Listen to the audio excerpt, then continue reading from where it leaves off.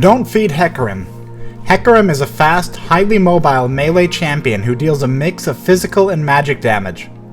3 of his abilities deal area damage, and all of his abilities can be cast while moving without interrupting movement. Hecarim's passive is Warpath. Hecarim ignores unit collision, meaning he can move freely through units without pathing around them. Additionally, Hecarim gains a significant percentage of his bonus movement speed as attack damage. This only applies to movement speed beyond his base speed, such as movement speed provided by items and abilities. If he is slowed below his base movement speed, he will not receive an attack damage bonus. Hecarim's Rampage is a full circle AoE that deals physical damage in a small area around him. This ability has a short cooldown. If he hits an enemy unit with the ability, he gains a buff that decreases the base cooldown of the ability. This buff can be stacked twice, dramatically reducing the cooldown of the ability. While a spell shield will block the damage from this ability, Hecarim will still gain a stack of the buff for successfully breaking the shield. This ability deals half damage to minions. Hecarim's Spirit of Dread creates a temporary aura around him that deals magic damage over its duration. Additionally, Hecarim heals a percentage of the damage his opponents take while they are within the aura.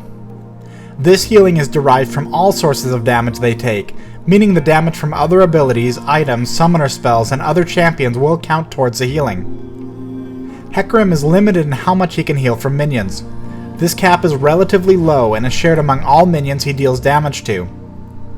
Spirit of Dread ignores spell shields. Hecarim's Devastating Charge dramatically increases his movement speed, with the bonus increasing periodically over the course of several seconds.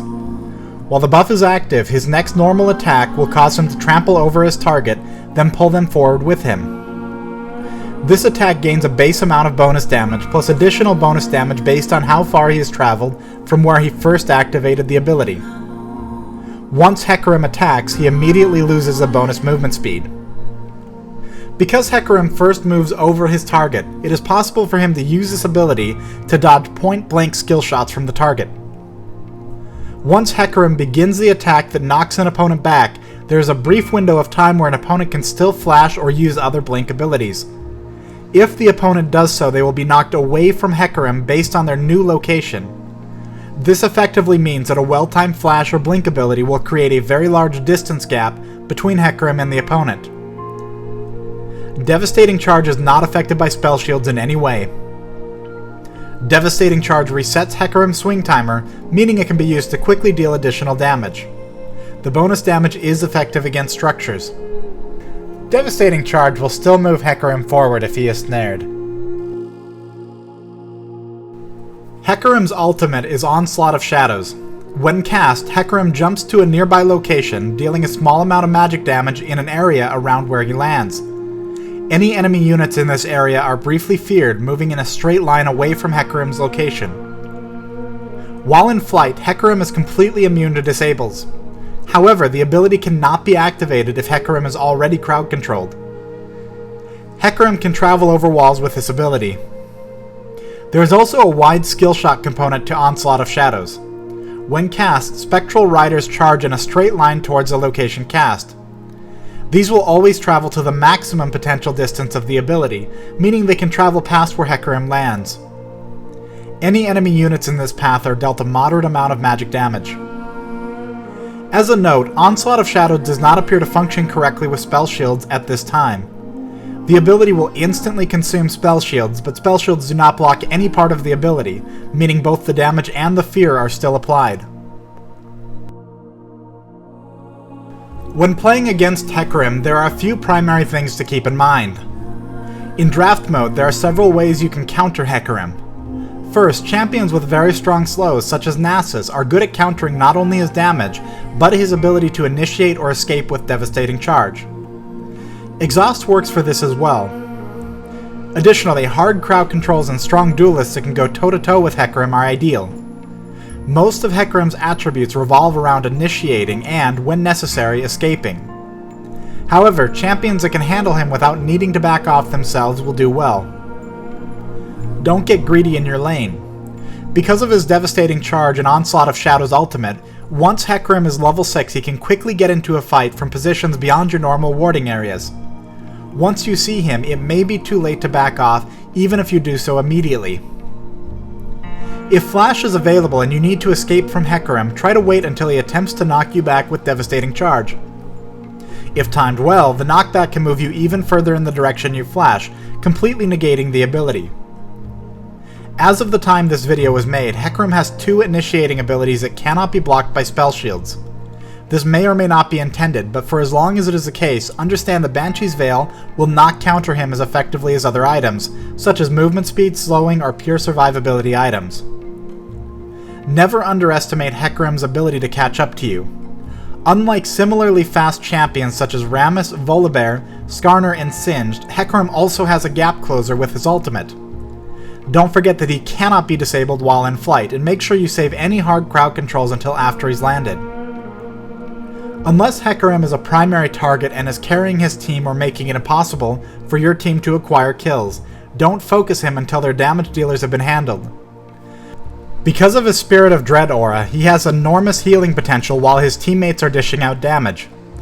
If you do need to focus him down, try to do so after his aura expires, or when you're otherwise not taking much damage.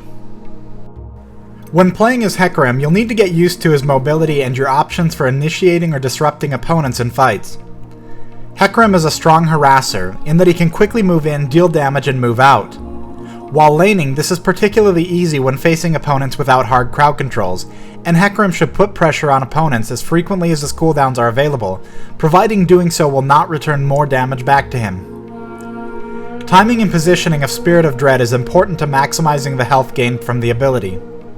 It can be useful to wait until you have stacks of Rampage before activating the ability, as a cooldown reduction on Rampage will allow you to heal from damage dealt by multiple Rampage swings. In teamfights, saving the ability until you've already taken significant damage and your team is laying down damage on your opponents can offer outstanding results, particularly if the enemy team continues to focus on you while it's active.